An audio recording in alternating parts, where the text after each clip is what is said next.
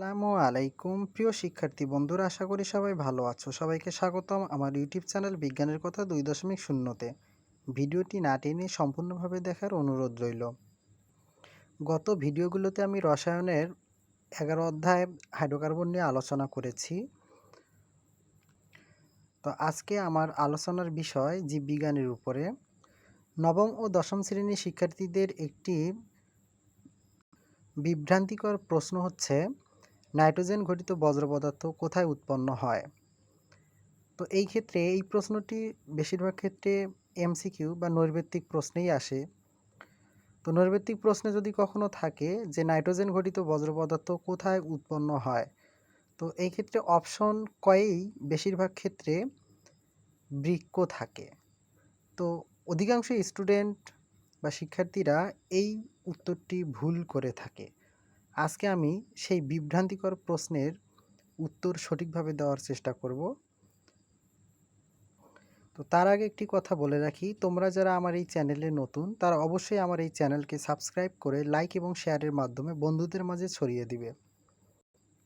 তো আমি এখানে কিছু যকৃৎ এবং বৃক্ক সম্পর্কে ইনফরমেশন লিখে রেখেছি, আমরা একটু দেখি। মানবদেহের বৃহত্তম গ্রন্থি কি? উত্তর হবে যকৃৎ। একজন পূর্ণবয়স্ক মানুষের যকৃতের ওজন প্রায় 1.5 কেজি বা 1.5 কেজি, যা দেহের মোট ওজনের 2.5 ভাগ। যকৃতের আবরণী পর্দার নাম গ্লিসন্স ক্যাপসুল।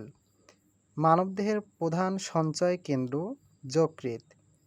যকৃতে প্রায় 100 গ্রাম গ্লাইকোজেন জমা থাকে। যকৃৎ সম্পর্কে এই গুরুত্বপূর্ণ বিষয়গুলো অবশ্যই মাথার মধ্যে রাখতে হবে।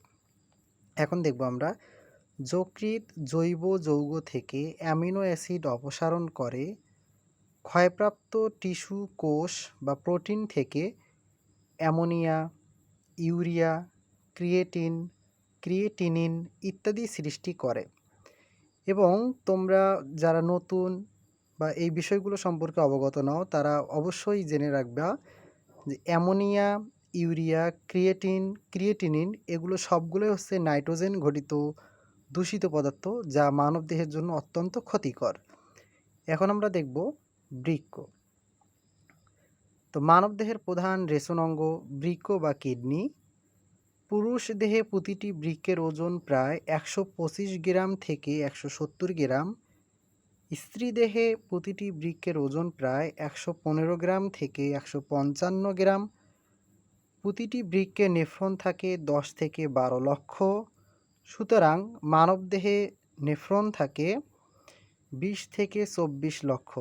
এখানে একটি কথা বলে রাখি, এখানে এই যে নেফ্রন হচ্ছে বৃক্কের কার্যকরী একক। নেফ্রনকে বলা হয় কি? বৃক্কের কার্যকারী একক। তো প্রতিটি বৃক্কে যেহেতু 10 থেকে 12 লক্ষ নেফ্রন থাকে আর মানবদেহে দুটি বৃক্ক থাকে, সুতরাং দুটি বৃক্কে মোট নেফ্রনের সংখ্যা হয় 20 থেকে 24 লক্ষ। এই জায়গাটা থেকেও বিগত সালে এসএসসি পরীক্ষায় প্রশ্ন আসছিল যে মানবদেহে কতটি নেফ্রন থাকে।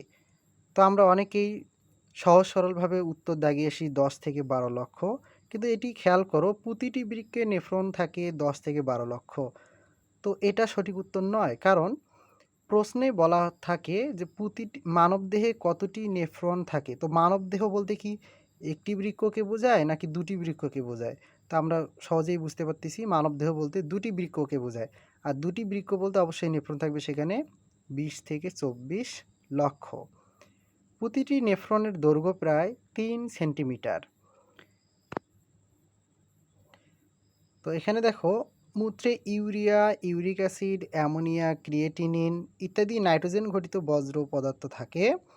এই নেফ্রন একটি জটিল প্রক্রিয়ার মাধ্যমে ক্রমাগত মূত্র উৎপন্ন করে। এখানে দেখো, নেফ্রন একটি জটিল প্রক্রিয়ার মাধ্যমে ক্রমাগত মূত্র উৎপন্ন করে থাকে। তো নেফ্রনের কাজ হচ্ছে মূত্র উৎপাদন করা, কিন্তু এই নাইট্রোজেন ঘটিত দূষিত পদার্থগুলো কিন্তু উৎপন্ন করা তার কাজ নয়। আর এই নাইট্রোজেন ঘটিত দূষিত পদার্থ কোথায় উৎপন্ন হয়? যকৃতে। দেখো এখানে যকৃতে এসব নাইট্রোজেন ঘটিত দূষিত পদার্থ সৃষ্টি হয়। সুতরাং এখন থেকে তোমরা এই বিভ্রান্তিকর প্রশ্নে আর কখনোই ভুল অ্যান্সার করবে না। এটার সঠিক উত্তর হবে যে নাইট্রোজেন ঘটিত দূষিত পদার্থ কোথায় উৎপন্ন হয়, তখন আমরা এক কথায় উত্তর দেব হচ্ছে যকৃতে, বৃক্কে নয়। বৃক্কে এই নাইট্রোজেন ঘটিত দূষিত পদার্থগুলোকে রেশন প্রক্রিয়ার মাধ্যমে দেহ থেকে বের করে দেওয়া হয়। আশা করি সবাই তোমাদের এই বিভ্রান্তিকর প্রশ্নের উত্তরটি পেয়েছো। ভিডিওটি সম্পূর্ণভাবে দেখার জন্য ধন্যবাদ। আপনারা সবাই ভালো থাকবেন, সুস্থ থাকবেন। অসংখ্য ধন্যবাদ। আসসালামু আলাইকুম।